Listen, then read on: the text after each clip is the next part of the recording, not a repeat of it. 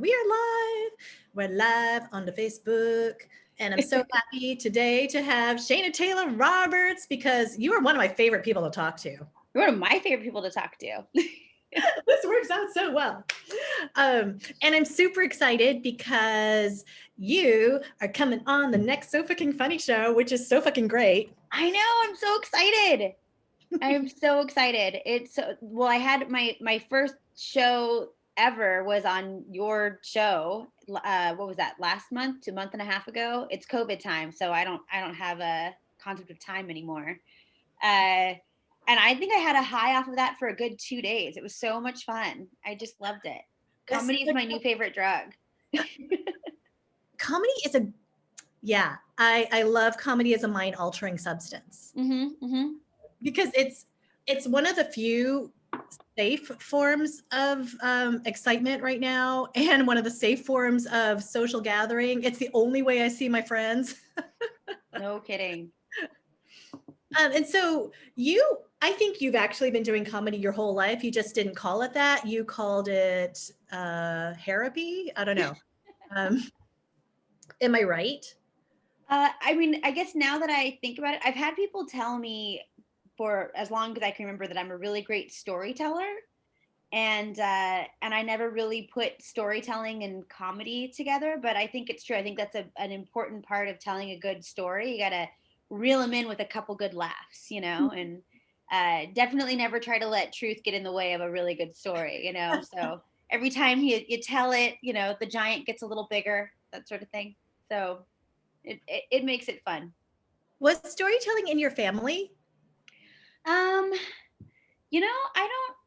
don't. So my stepmom, who's one of my favorite humans, she definitely is a great storyteller, and she tells stories the way that I tell them, where they almost have this like fairy tale sort of quality to them, where they definitely are based on actual events, but it's more fun if it's just slightly exaggerated. So yeah, and she was always a bit of a prankster. Like when I was really little, I was a really curious kid, and I was always asking questions. And so I can remember her telling me for the longest time, like anything that she made, I needed to know what was in it. And she just told me, oh, it's an old Portuguese recipe. And when I was in high school, I started dating someone who was from Portugal. And his family had me over for dinner. And I called her up and said, like, yeah, I don't know what part of Portugal their family's from, but it must be totally different from your families, because they had all this food I'd never heard of. And it was things like, soapish and like other just really traditional Portuguese foods. And she's like, you dork, I just told you it was an old Portuguese recipe because I'm an old Portuguese woman and I couldn't get you to stop asking me questions. Curious. And she was just good like that. She had all kinds of these like long cons that she would just play through our entire childhood. And I'm still like, would not at all be surprised to find out that there were a few other things that I just believed to be true because Trish told me that they were. And it's like a real parenting goal for me. I'm really hoping that I can also make my kids believe all kinds of quirky stuff. So we'll see. I want to back up and just explain how we know each other, because it seems so obvious to me. Well, actually, we kind of have known of each other for a long time, because you're on the Adams Avenue Business Association board with good old ABBA. With Ryan Altman, who is my the Sofa King electronic bouncer and my boyfriend. And so I knew of you, and I knew you were super funny. And then you went ahead and took my 8-week course, and then did the show, and much fabulousness happened. I was but a mere mortal before then. And so I've seen you develop from having all of these ideas and then having it really honed into a 5-minute set. Now I believe you're hooked. Totally. Yeah, absolutely. Well, I think well, first of all, I found out that my friend Ryan was dating this woman that was into comedy, and I was like, I'm gonna Facebook stalk a little, find out what's going on, make sure that she is like of the quality that we need for my friend, which you absolutely are, and then some. But along the way I was like, oh my gosh, she's super funny, and she's not just posting like, yeah, I'm a comic. And then you watch and it's crickets and kind of awkward and you feel sorry for her. I was like, wow, she's like legit funny. This is really, really great. I am loving this. And then COVID happened and you were like our go-to date night. You were posting all these really great shows on for Sofa King Funny. And I said like, Michael, let's do this. I want to support my friend and be there. And then it became such a fun thing. I was like, when is she gonna have her next show? Because I want to watch it. It's gonna be so much fun. Um, so yeah, and then I own a salon and like my salon just kept getting shut down time and time again. And I felt like I was just bored for one, and then a bit of this rage monster because I was so frustrated by everything that was going on, and I needed to find a healthy way to channel that frustration. Um, and you like decided that I was funny. I don't know how through a screen you could see that I was funny, but you were like, hey, come take my class. And oh my gosh, it was so much fun. And it really challenged me to take the day-to-day things that I was finding frustrating and figure out, okay, how do I make this funny? Because if I can make it funny, then I'm conquering it and I'm not wallowing in it and I'm not letting it control me. If I can make it funny, I'm like flipping it on its ear and reinventing it. And now I'm in control of how I'm choosing to see the world around me. And it just felt so good. So now I'm hooked. I love that. Yeah, that is because my background is as a licensed acupuncturist. That's why I have these naked man posters behind me. I love the healing, that mental healthiness that comes from comedy. Yeah.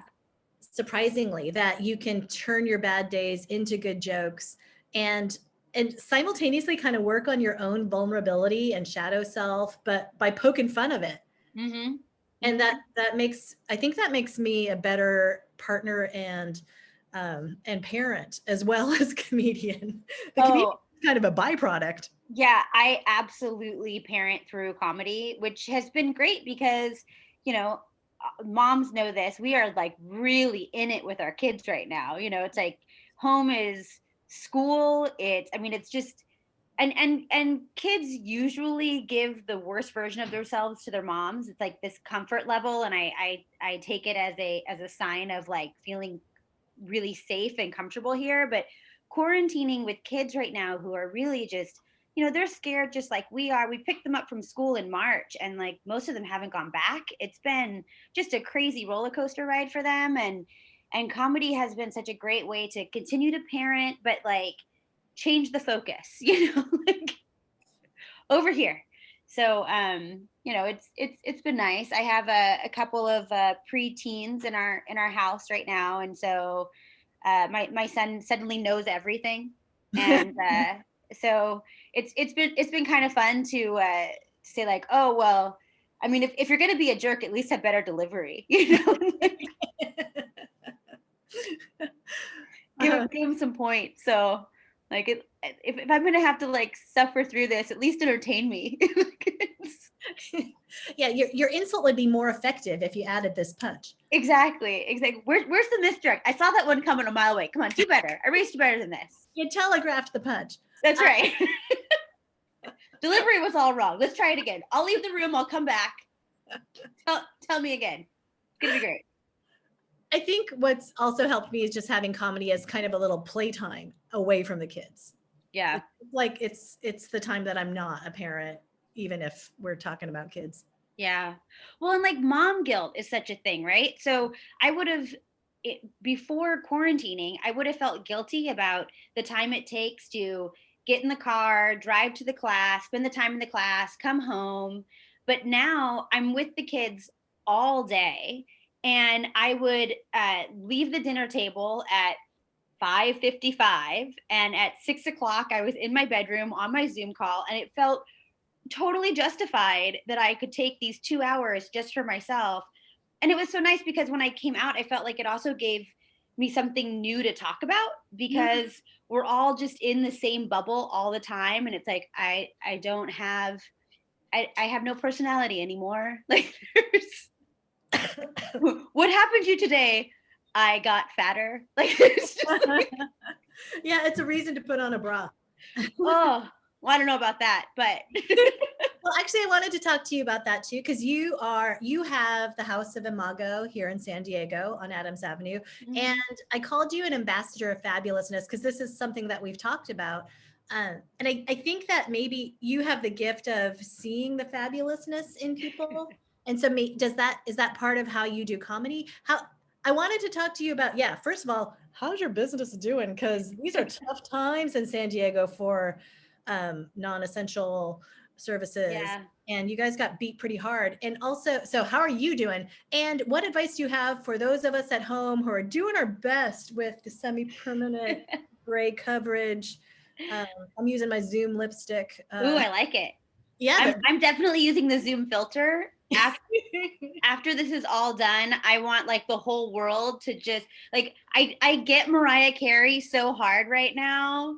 Where it's like, yeah, why wouldn't you walk around with like a spotlight on you and a filter in front of you at all times? That could be like the new COVID bubble. Instead of it being clear, you just like walk around in these bubbles that also create these like filter. beautiful filters. I mean, we're killing like two birds with one stone here. I don't know why anyone hasn't thought of this already. Um, but yeah, so my business, I I don't even know. It has been a crazy, crazy ride. Really, what we're focusing on is just staying healthy and keeping our clients healthy and doing the best that we can.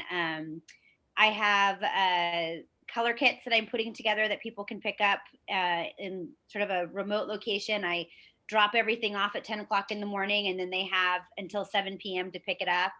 And my mom lives on the property, so she's there to monitor everything, but from a safe distance. So, and that's kind of the best that we can do. I think it's really neat to see how a lot of my clients were like every 4 weeks they had to come in, and I think COVID has really helped people to understand that like you're still pretty rad even if you have a little bit of root. So just enjoy your time with your family, and don't let your hair stress you out right now. You know, it's nice to see that people are being kind to themselves in that way and giving themselves that little break. Um, so yeah, and I think as far as to like being fabulous, I think my grandmothers both really inspired me to be fabulous. For as long as I can remember, they were just unapologetically them. And I don't know like at what age as a woman you start becoming a bit of a caricature of yourself, but I think that that's such a cool like old lady quality, and I'm just counting the days until I also can start having signature phrases and like giant glasses, and everyone will be like, "Oh, she's adorable," as opposed to like, "She's a little eccentric." You know, like there's an age in which you stop being eccentric and just start being like really rad. So I don't know what age that is. I think you sort of feel it. But both of my grandmothers were that way. And my grandma TJ was like the little Southern belle, and she had the coordinated pantsuits with the shoes that were the exact same color, and then the brooch that matched, and the little purse. And she was just always really well put together. And when she downsized into her smaller house, she got rid of all of her regular plates and only ate off china and silver, Mm. and was like super fabulous, and just made this really big point of like, why wouldn't you eat off the good china, you know? And then my grandma Kane was this like stereotypical New York Jewish woman who wore leopard print every day and Cleopatra eyeliner, and like talked about sex constantly, and just like went out of her way to make people feel uncomfortable. She's the one in your set, is that She's right? the one in my set. Yeah, yeah. She was just like one liner after the next, and super, super fun. So for me as a little girl, it just really gave me permission to just be myself, because I got to see I didn't have grumpy old grandmas. Like I had super fun grandmas. And I think it was just because they let themselves be themselves. And like who doesn't want to have fun? So I think I feel really fortunate that I had strong women in my life that gave me permission to just be my kooky self, which is great. Well, that is great. I think that's what we need is positive aging mentors. And Yes. I mean, yeah, because I think a lot of us think when I did when I was able to do improv live with a lot of younger people, and they would say, "Okay, now pretend you're 50," and they'd all like crumple over. And I'm like, "What do you think happens to you?" But when you see really strong, striking old people, it's like, okay, I can do this. Oh, I have so a few years ago I was going through some old family videos, and I like remember this one Christmas where I was getting into a lot of trouble. Like, you know how little kid memories, they're just sort of like snapshots of things and I couldn't quite put it together. So my grandmama Monk, who was my great grandmother, she was the kind of woman who could curse like a sailor, but it sounded classy. And my Aunt Dottie had brought home some flavor of the month that grandmama was not into. And you can see on the video, I would run over to her, and she was like the grandma that was constantly feeding you candy, you know? And so I ran over to her and she's whispering in my ear. And the next thing in the video, I go over to Aunt Dottie's new flavor of the month and kick him in the shins. And I guess all Christmas she was just having me torment this guy, and then I'd go over and she'd give me candy. So you're kind of a child hitman. Totally, yeah. But I can remember her saying, like, because like you know, as a little kid, it's like, oh no, we don't say those words in front of grandma. Like, grandma doesn't talk that way. But this grandmother was like, Emily, no one gives a fuck what you think, sugar. You know, and you're just like, oh. Yeah, my mom has that trait too. I remember last Thanksgiving, my kids saying, "Grandma said a no word." Yeah. I want to wrap up.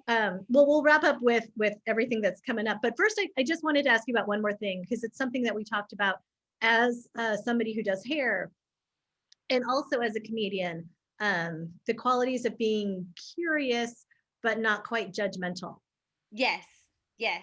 And Absolutely. I think that totally comes up in sets, because if you can notice absurdities without getting like, and you guys suck, and just kind of play with it. But how does that work for you behind the chair or in comedy, or both? Well, I think really the heart of it is that I just love people. I love hearing their stories. I love telling their stories.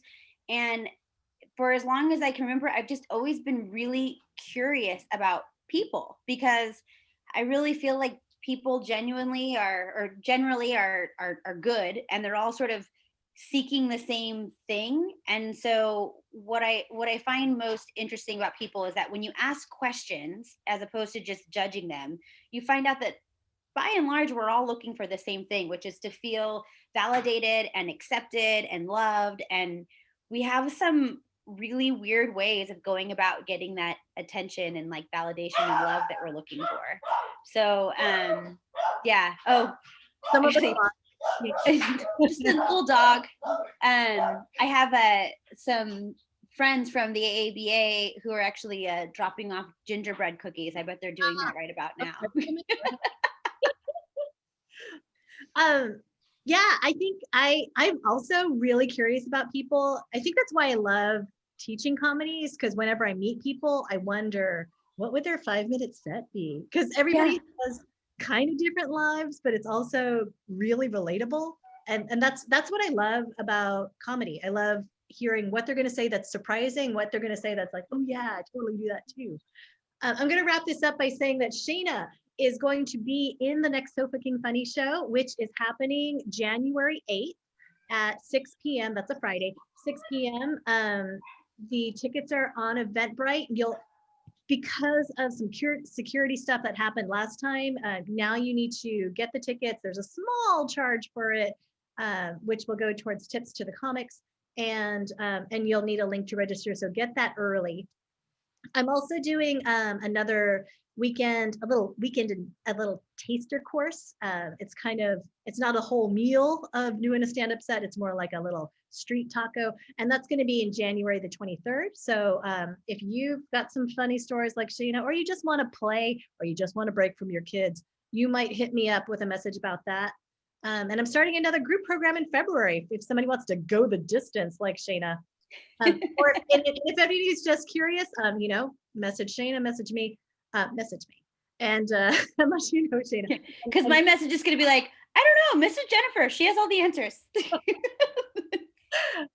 So I want to thank you so much for coming to the Facebook Live and wish you the happiest. Thank you. And I miss seeing you in person.